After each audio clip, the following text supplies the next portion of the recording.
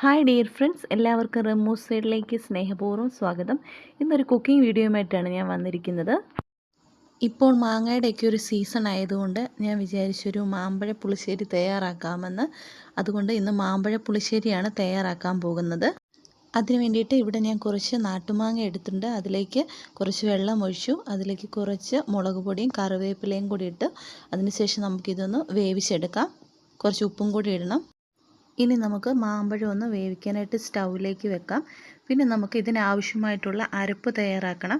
അതിന് വേണ്ടിയിട്ട് ഞാനിവിടെ കുറച്ച് തേങ്ങ എടുത്തിട്ടുണ്ട്. അതിലേക്ക് നമുക്ക് പച്ചമുളകും കൂടെ ആഡ് ചെയ്യണം.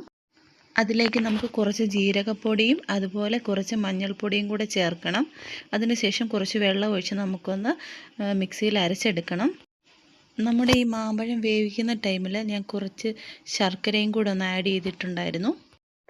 എല്ലാവർക്കും വീഡിയോസൊക്കെ ഇഷ്ടപ്പെട്ടെങ്കിൽ ലൈക്ക് ചെയ്യാനും ഷെയർ ചെയ്യാനും കമൻറ്റ്സ് അറിയിക്കാനും മറക്കരുത്. അതുപോലെ റമൂസുമായിട്ട് സബ്സ്ക്രൈബ് ചെയ്യാതെ കാണുന്നവരുണ്ടെങ്കിൽ സബ്സ്ക്രൈബ് ചെയ്ത് കാണണേ. ഇപ്പോൾ മാങ്ങയുടെയും ചക്കയുടെയും ഒക്കെ ഒരു സീസൺ ആയതുകൊണ്ടാണ് ഇങ്ങനത്തെ റെസിപ്പീസ് വീഡിയോസൊക്കെ ചെയ്യുന്നത്.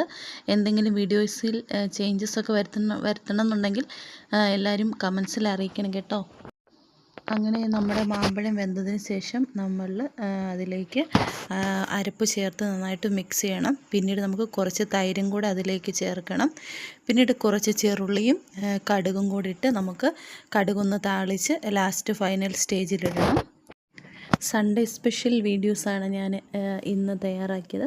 ഇതിൻ്റെ കൂടെ നമുക്ക് മധുരമുള്ള മാമ്പഴ പച്ചടിയുടെ കൂട്ടത്തിൽ നമുക്ക് നല്ല എരിവുള്ള മീൻകറിയും അതുപോലെ ഉള്ളിപ്പൂ തോരനും കൂടെ ഞാൻ തയ്യാറാക്കിയിട്ടുണ്ട്.